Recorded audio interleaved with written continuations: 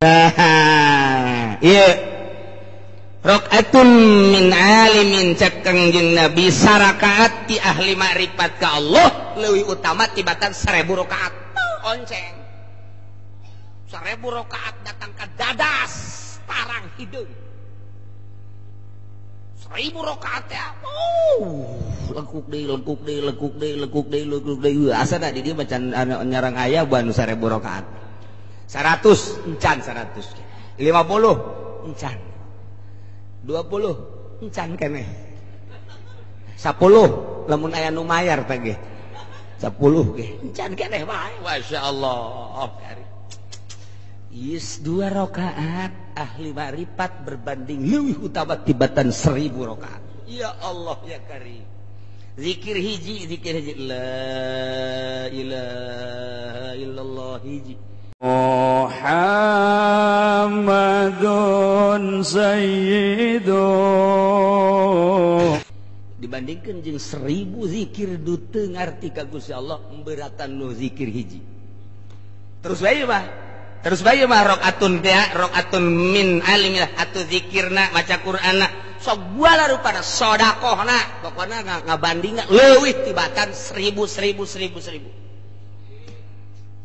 eta teh kumaha kos kita emang lantaran di jero hatena eueuh naon ngan Allah doang muatan-muatan anu 1000 rakaat atau 1000 zikir la ilaha illallah la ilaha illallah kulurak lirik mah la ilaha illallah la ilaha aduh jauh koneng amat la ilaha illallah la ilaha illallah la ilaha illallah jeruk bagus la ilaha illallah datang apel aja aduh mantap amplop dah sabaranya ieu nya dah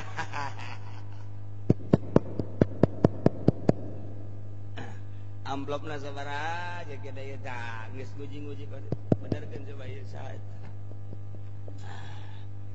tah ye hararese muatan-muatan di jerona hiji Allah bulit Allah teh lain sakadar Allah hehe sing ngabayangkeunna lah sebab kieu ahli Allah mah lain hartina Allah nempel ngarasa emang kumaha bisa ngarasa saya ti kieu bae langit bumi jeung eusikna ayana langit menang kudrat Allah ayana bumi kudrat Allah ayana makhluk-makhluk nang kudrat Allah hirup paeh melalui kudrat Allah sifat Allah teh teu dua teu tilu hiji kudrat Allah teh hiji teu dua teu tilu iradat Allah teh iradat teh hiji teu dua teu tilu ya keur carita hiji behelanan hiji kudrat hiji henteu dua henteu tilu hiji nah kuaris sa dunia ye kudrat Allah teh ngan hiji mun cara listrik mah mun cara listrik nempel kudrat Allah kaki Zaid sabara persen nempel kudrat Allah kaki Umar sabara persen nempel kaki Bakar sabara persen kudrat nu nempel kaki Zaid leuwih gede tibatan nu nempel kaki Umar kudrat nu nempel kaki Umar leuwih gede tibatan kaki Bakar selalu kitu-kitu cicingna langit kudrat Allah cicingna bumi menang kudrat Allah robahna manusia lempang diuk eta teh kudrat Allah kicep kaluhur kahandap menang kudrat Allah aya batur jeung aya urang kudrat Allah je atuh ieu teh sepitina kudrat Allah urang teh kuari keur tikelekep dina kudrat Allah angin hawa ieu kakaler kakidul kawetan kakulot angina tapak kudrat Allah digerakkeun ku kudrat Allah tapak pagawean digerakkeun ku kudrat Allah nu kahirup ku urang tah nu kahirup ku urang tah eta teh nang ngahirupkeun Gusti Allah meunang ngajerokeun Gusti Allah kaluar nang Gusti Allah kajero nang Gusti Allah kudrat teh kudrat keur carita kudrat teh hiji jadi atuh urang kapanggih jeung Ki Zaid eta teh Ki Zaid aya kudrat Allahan urang aya kudrat Allahan kapanggih kudrat jeung kudrat teh eta keneh berarti sarua jeung kapanggih jeung Allah kapan kudrat teh sifat Allah pan sifat mah moal pegat moal pecat tina zat moal pecat tina zat berarti aya kudrat teh aya zat Allahan ngan heula moal kaharti zat Allah mun can kaharti sifat lantaran dina sifat eta ke bakal nempel dina pagawean Allah. Tapak pagawean Allah teh kasifatan ku kudrat Allah na zat Allah teh aya nu sabenerna mah di mana ayana cak sompralna mah di sia aya Allah, cak sompralna mah tah di dieu aya kudrat aya Allah. Pan kanyawan aya Allah pan aya kudrat. Jadi urang kapanggih jeung batur teh kapanggih Allah jeung Allah tereh murtad ya.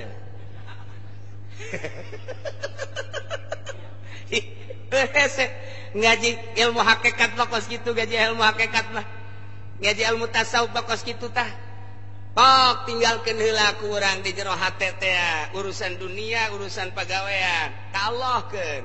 Lempengkeun heula keur jaritakeun kudrat. Eueuh nu kaluar tina kudrat Allah, ayana nang kudrat Allah, eueuhna nang kudrat Allah, hirup nang kudrat Allah, paeh nang kudrat Allah. Ndek kumaha aja eta mah jak kabeh kudrat. Ai kudrat teh sifat Allah, ai sifat moal pecat tina zat berarti Allah. Matak Allah di mana bae ayana. Cak Kanjeng Nabi, urang duaan, urang sorangan, Allah nu kadua, urang duaan, Allah nu katilu, urang tiluan, Allah nu kaopat. Ah, mun cara listrik teng heulanan nempel ka mana ta'alluq teh ngaranna mun bahasa tauhid mah. Ta'alluq.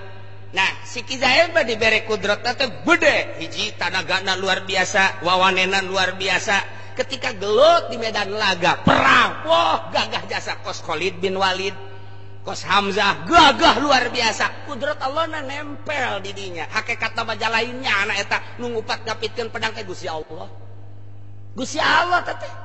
Nu matak dek mana aya nu dia sesali jamal aya. Eueuh nu kudu disesali jakal teh ge kudrat Allah keur hiji kudrat bae. Ta'alluq nang ke kudu urang nyaho. Ta'alluq irodat kudrat kan kabeh ke kang ta'alluqna teh ieu teh kana nu mungkin Allah mah teu kata'alluqan ku kudrat. Jadi atuh berarti atuh urang teh kapanggih urang jeung batur teh kudrat jeung kudrat. Kudrat sifat Allah hiji teh dua teh tilu. Atuh hakikat mah ieu acak-acakan dunia teh atuh emang kudrat Allah kos kieu. Nah, mulai kuari takdir berarti kudrat teh eta teh kakawasaan Allah. Allah Maha Kawasa. Qadir berarti lantarannya lah anu utar atur takdir ka urang. Urang jadi jelema kos kieu sakieu per detik ieu geus aya takdir Allah sakieu isuk wallahu alam kumaha. Dek naon coba atuh nu kaluar ti Allah jamal aya. Nu mana cak Allah lamun sia dek maksiat ka aing teh angan bumi nu ku aing teu kadale. Anu kaluar tina kudrat aing. Los teh angan ku sia tuh. Ai sia anu kadu kotok bae wae. Ayo. Dek kumaha coba? Nah. Mulai eta kakarak pembahasan. Jangan supkeunana ieu, jangan supkeunana ka jero hate supaya yakin kumaha. Jangan supkeunana ka jero hate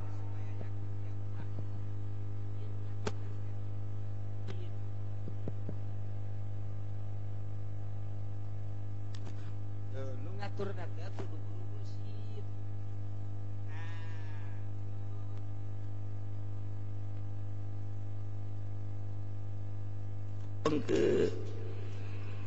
Moal bisa guru fikih, moal bisa guru alat, moal bisa guru tafsir, moal bisa hiji guru mursyid nu bisa diatur ku guru mursyid. Teu raja, teu rakyat, teu nu sugih, teu nu susah.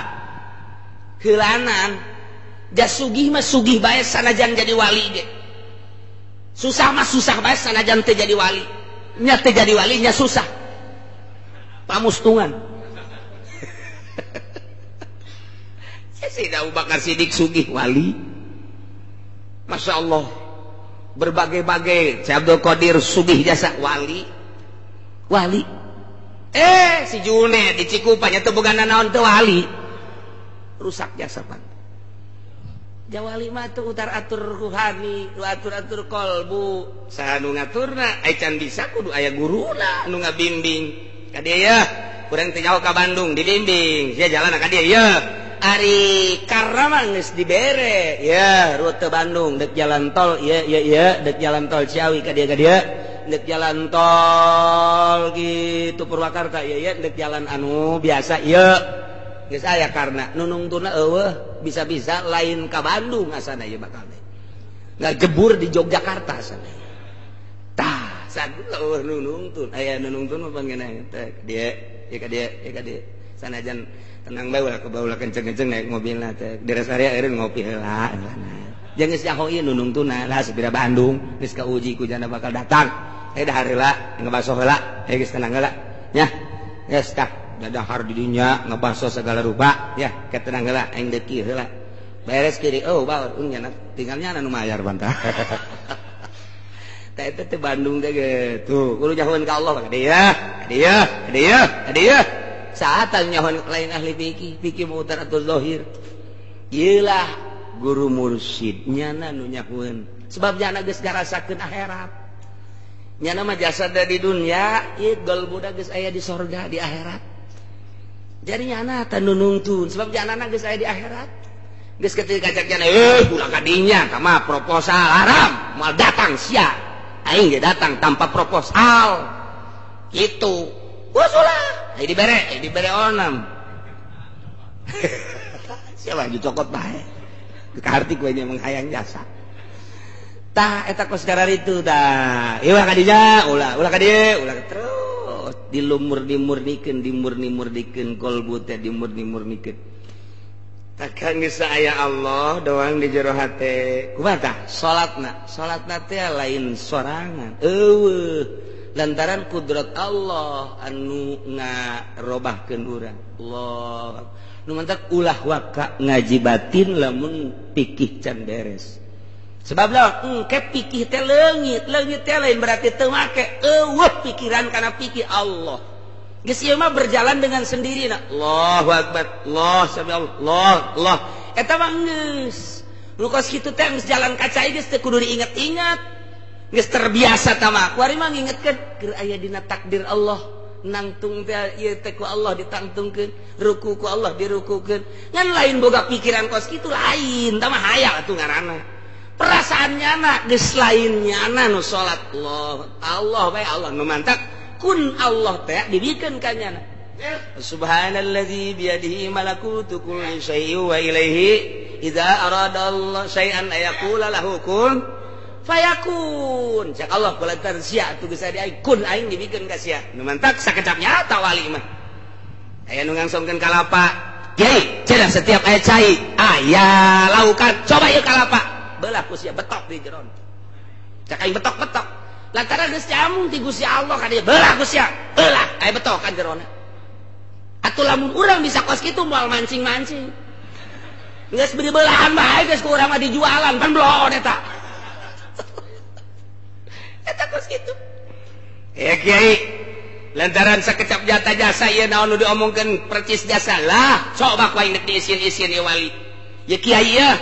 aya jawara nah bangke ucing diteudeun dihandap dikubur kemudian dicayan di rata-rata undang kiaina pertanyaan eta kiai coba eta tadi dihandap sama kiai naon eta di jerona buka begitu dibuka oh maruhmu ieu mah jeung base di jerona belut ieu cek jawara kaisinan ieu kiai kaisinan buka tak jalan geus kieu isin ya kiai barang dibuka teh belut beneran pan bangke ucing jadi belut sakecap nyata kun aing dibikeun ka sia cak sompralna helanan ieu mah hayang naon sia mata wali mah tuh lamun hayang sugih atuh mantep jasa nya mah bisa jasa ngan nya geus teu hayangan geus kitu justru sugih teh ngahalang-halang tuh ya ieu asal geus datang ka perasaan kos kitu rakaatun sarakaat min alimin billah afdalu min alfi rakaat min jahilin sebab dah katujana mah leumpang geus jeung Allah bae jadi innallaha ma'ana geus karasa ti dirina boga rasa geus jeung Allah bae mantap kira tilok loba salat tilok loba mantap basa di lemur kiai tilok loba salat eta meureun jadi jangan ngarasakeun di mah cicing tilok roba ngeunaheun robah teh berubah ke perasaan batin cici nikmat teh keur nikmat teh keur jeung Allah mun nangkarak mun nangkup cici nikmat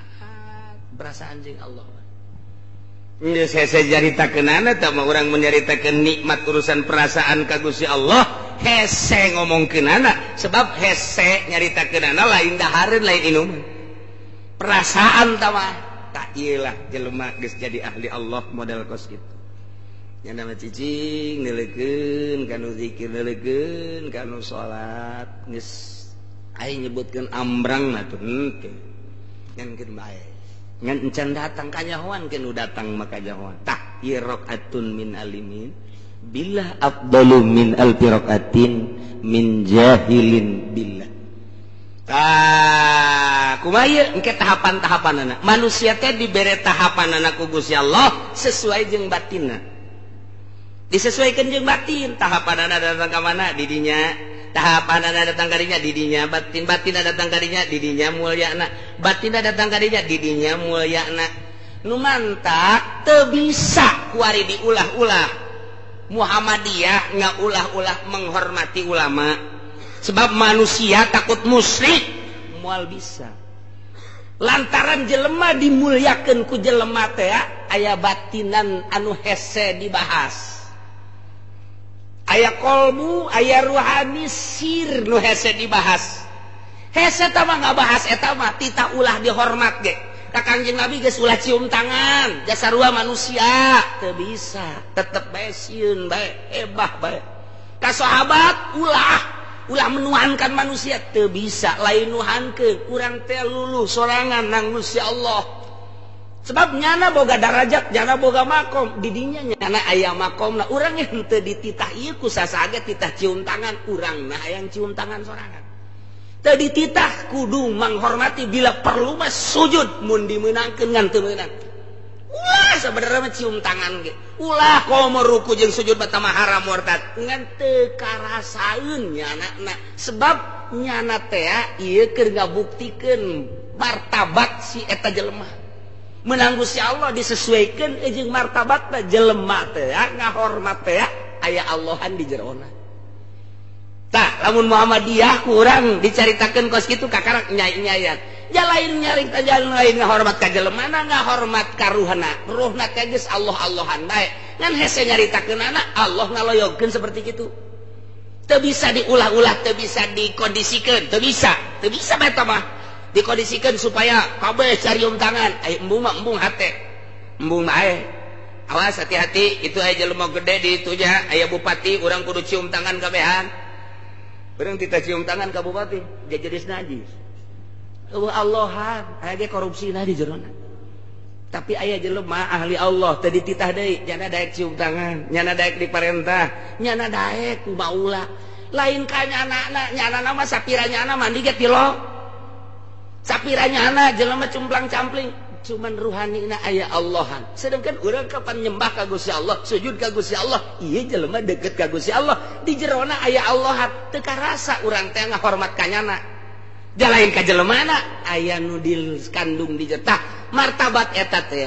dibuktikan ti jelema-jelema mbak lamun aya jelema norekat guruna nganyahokeun si eta rada jadi norekatna aya tanda ngan meuli caritakeun. Lamun aya jelema norekat melalui menuju hakikat jadi ka henteu atuh kajawan aya tandaan kajian teuing 10-an bareng ya sieu mah jadi kanyahoan ku guruna aya tanda kahiji eta cirina tanda kadua eta cirina tanda katilu eta cirina ngan moal dibedakeun moal aya ngan nyaho bae si guru teh jadi teh budak mulai endek jadi aya tanda ningali tina reaksi manusia kos kitu kadinya siatak gitu tahapan-tahapan aya tanda-tandana tak eta teh geus moal bisa dibohongan bae kahiji tanda pertama kakarak diangkat ku Gusti Allah deuk neran nyana teh dina thariqah kakarak deuk neran aya tandana eta cirina geus dibejakeun dina kitab ciri kahiji kitu bakal ciri kadua kitu ketika naik jadi wali eta tandana nu mantak jelema bisa ngomongkeun nu ahli Allah mah wali keceplosan ngomong atau ayat tanda geus moal kasaliru kajen kumaha ge moal kasaliru geus aya tanda 9 tanda kewalian aya di jelema memeh diangkat jadi wali nah kakaraknyana mulai dek susulukan bae ge geus lain deui dina larangan-larangan akunya dijauhan perintah-perintah kumanehana dilaksanakeun bari ikhlas geus ayaan lain deui jasa tanda kahiji eta encan jadi wali kakarak dek mengarahna lempeng mengarah dek lempeng sulukna memasikeun jauh keneh geus aya bakalna reaksi geus aya reaksi teu bisa dibobodo jeung teu bisa dikondisikeun kos kitu bae ke tahap kadua ke tahap katilu kakarak mulai dek naik kanyahoan terus ka ditu da makom ieu kanyahoan nu mantap nyaraho wali situ wali pancena layaripul wali ilal wali berarti si eta ngomongkeun itu wali nyana ge wali ulah loba omong siapa-siapa bae sebab dicaritakeun ge moal ka harti aya Allahan di jerona geus datang ka mana tata kagedean Allah nu aya di jero hate manehanana kagedean Allah kamulusan Allah kabersihan Allah nu aya di hatena kadeuleuna di mana dina reaksi-reaksi jeung aya tanda-tandana bae engke bakal aya tanda-tandana tah eta teh jelema ngahormat ka dinya sesuai jeung martabatnya dana diulah-ulah gitu mah bisa kajian kumaha ge di zaman Belanda mapan kafir tapi tetep bae ngahormat Gus Dur berhadapan jeung Kristen ngahormat bae Buddha berhadapan jeung Gus Dur ngahormat bae geus puguh kiai mah di luar mah ngomongkeun Gus Dur buta lah Gus Dur kitulah di hareupeun mah da kumaha teu bisa dibohongan aya Allahan di jerona nu hese dibahas di luar mah kiai diomongkeun anulah deukeutan coba ge teuk datang ka kuat bae ge manehanana teuk datang ka wani bae ge deuk ngomongna naon ge makin ngomongkeun makin dihareup makin sieun lantaran naon berontak di jero nur ilahi na ka manehanana sieun bisa ngadaprek di hareup teu saeutik jelema nu ngomongkeun ahli Allah ndeuk ngomongkeun macam-macam di luar mah di hareup mah ngan teu jadi tape wae moal kuatan mantap naon gitu karena berjuang lamun lain ahli Allah moal bisa di luar diomongkeun bae ku saha bae diomongkeun harepan moal bisa kukuman teu kudu ngomong ahli Allah mah nur ilahina nu berontak jara diberesieun teh heula nu mantap kafir teh diberesieun ka kafir teh diberesieun ka Kangjeng Nabi kafir teh musuh diberesieun ka para sahabat kafir teh ngan saukur 3.000 Khalid bin Walid ngalawan 70.000 menang jauh seadag-adag sabaraha persentasena tapi menang perangna kunaon eta diberesieun kafir datang balik gakarak deuleu doang sieun geus ngogolepak ti heula endeu kumaha atuh kos jelema bogoh jasa ka awet tidak berdaya aduh bertekuk lutut kuat jasa apapun kepunyaanku akan kuberikan kepadamu aduh hatiku lulu di hadapanmu eta kos kitu ya sinar ilahi nur ilahi itu menang macam-macam sebab nyanana geus disogok moal bisa komoleutik geus teh dibere sakitu bae teh dibere sakitu bae nyana mah ieu diomongkeun tilok ngomongkeun deui dibenduan tilok bendu deui deuk kumaha atuh dibere sakitu teh dibere sakitu lantaran nyana geus pake konsep Allah jam mere teh lain jam nyana nu untung nu mere geus kitu bae teh hese jadina geus dibere sakitu teh dibere teu ngomongkeun hese atuh kajen kumaha ge di luar ngomongkeun sadadak hareupan teuk datang ka wani ngomong bae nyanana teh nyaona naon nyanana mah cuma naon nur ilahi nu berontak ngancam ka dirina nu mantap aya bae istilah katulah eta bahasa katulah teh eta sing hade gang Allah eta teh kos kitu teh ngan engke si jelemana dibere pirasat ku Gusti Allah pirasat jelema mukmin wali teh leuwih naon kitu karena tajem tibatan pedang leuwih seukeut tibatan pedang aya Oma Irama mah lain lidah itu sangat tajamlah lebih dari pedang eta mah kamakola Kiai Haji Roma Irama nah ieu mah nur ilahi hese geus tah ieu geus kos kitu tah rakaatun sarakat min alimin billah afdalu min alfi rakaat geus hese tah tandingna sebab nya mah teu keur salat ti Allah geus teu bae lu nya mah urusan zahir mah teu kaburueun hiji bae besi leupas ti Allah mantap urang nyaho bae jelema bodoh mah paeh teh paeh bae jelema pinter ka Allah moal aya paehna nya mah sebab keur hirupna ge teu eureun-eureun ka Gusti Allah paeh so teh zahirna doang rohna mah Allah-Allahan bae terus teu paeh ahli Allah mah ngan pindah doang sebab keur hirupna ge Allah-Allahan bae nu bodoh mah paeh teh modar tapi ahli Allah mah paeh teh jasadna hungkul rohna mah tetep Allah bisa ku urang dihadiahan ya Sultan Aulia Allah Syekh Muhyiddin Abdul Qadir Al-Jailani datang aya naon sia Syekh Abdul Qadir emang orang mana Abdul Qadir orang pondok tukang lauk bisa hadir Syekh Maulana Hasanuddin teu paraeh henteu jelema aya tempatna khusus tempat para wali Allah tempat para solihin khusus tempat para ulama khusus tempatkeun ku Gusti Allah roh teh tempat-tempat mah nah nu kakalayangan ka mancanagara ieulah jelema nu diangkat jadi wali Allah hayang ka mana bae mandak ka Mekah ih kapanggih tuh ka Cikupa ji aya di Nungora lain deui eta mah roh aya masyaallah ieulah rafatun nya min alimin billah ika karak sakadar skema-skema na hungkul digambar-gambarkeun seperti gitulah nah lamun berangkat di awalna ieu nu leuwih hese urang geus jaritakeun jadi nama babari jadi rumus namun berangkatna eta make makom ieu make hal nah ieu nu kurang dek diaji ge wal narji ila ma kunna bisadadihi minal isyarah kurang balik geura kana pembahasan nu kurang keur dibahas nyata tidak isyarah tentang hal panaqulu wallahu a'lam